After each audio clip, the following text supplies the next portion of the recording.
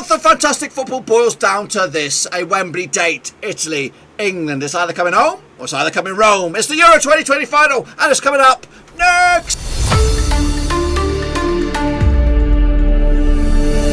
That's right, folks, back once again with another 5-minute preview. Looking forward to Italy, England at Wembley in the Euro 2020 final, and we'll get to that in just 1 second. If you do, where have you been, boys? Smash your subscribe button, hit your bang on it with all things Euro 2020 related, Blackburn Rovers related, whoa, football related. We're getting it all here, boys. On No One Rooskies, I'm wearing my white of Italy, blue of Italy as well. We are, of course, Viva la Azzurri. We'll talk about that in a minute. Of course, big shout out to the VIPs there, and of course their Patreons. Big shout out to, of course, much love, support the channel. Here we go, 5-minute preview. We've got much to talk about. Let's get cracking. It's Mancini, it's Southgate, legends of my era back in the 90s, locking horns at Wembley for the taste of the bling. That's the 11th of July, and it is England and Italy, or Italy and England, as we should say. Looking forward to this one. Of course, Italy qualified as Group J winners back in 2019. That was back on October the 12th. They've been at the Euros 9 times in the past. Of course, currently ranked FIFA-wise 7th in the world. Let's take a look back at Italy's journey to this final. Of course, they did open up their count with an impressive 3-0 against Turkey. It seems so long ago. They followed that with another 3-0 win against the Swiss before beating the Welsh 1-0.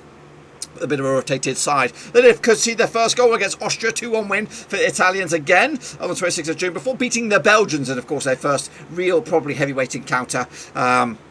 As they edge closer to the final. Of course, then they knocked out Spain on penalties, 4-2 win. Goodness gracious me. Let's get going. Of course, let's take a little look at what are we looking at here. Stats-wise, of course, the Italians have been buoyed by goals. Lorenzo Insigne with a couple, Manuel Locatelli with a couple as well, Chiesa 2, Matteo Pessina as well, and Ciro Immobile all have 2. Nicolo Barella also on the score sheet. What about the assists then? Verratti's got 2, Barella's got 2, Immobile 2, and of course the chasing back. No Spinazzola, though he is out. A recap of the table, how they got there. Of course, top the group, 9 points out of 9. Of course, flawless display. Recap of the 26-man squad. Of course, Emerson has been debuteurs in for Spinazzola. And of course, they've been mixing up in midfield with, of course, Verratti, Barella, and Jorginho in the mix. A quick look at the starting 11 then, shall we? Between Sticks, Emerson, Cellini, Bonucci, and Lorenzo make up your back 4. Verratti, Jorginho, Barella make up in the midfield 3. Insigne, Immobile, and Chiesa up top. What about England, though? Of course, qualified as Group A winners back in 14th of November 2019. Gareth Southgate as your man. Your waistcoat's no longer there. They've been at the Euros 9 times in the past, 4th in the world, according to FIFA.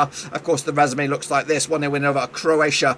Picked up a 0-0 draw against Scotland. That looked good for Scotland back in the day now. Of course, you could even maybe put them in the bracket. Of course, as a fellow European champions. Anyway, of course, England picked up a 1-0 win against the Czechs. Beat Germans, of course, 2-0 win. Picked up a 4-0 win against Ukraine. Did concede a goal, though, at long last. In a 2-1 win over the Danes in the semi-final. Of course, quick look at their goal scoring sheets at the moment. Harry Kane got 4 goals, just 1 away from the Golden Boot. Raheem Sterling 3, Harry Maguire, and also Henderson also on the score sheet. As for the assists, Luke Shaw's got 3, Grealish got 2, Mount, Sterling, and of course Phillips also with assists to boot. Their resume, of course, there looks like this. Qualified as group winners, 7 points on the board, couple of points dropped against Scotland, Croatia, and the Czechs also joined them in the knockout stages. A quick look at the 26-man squad. Of course, Bellingham in the middle there.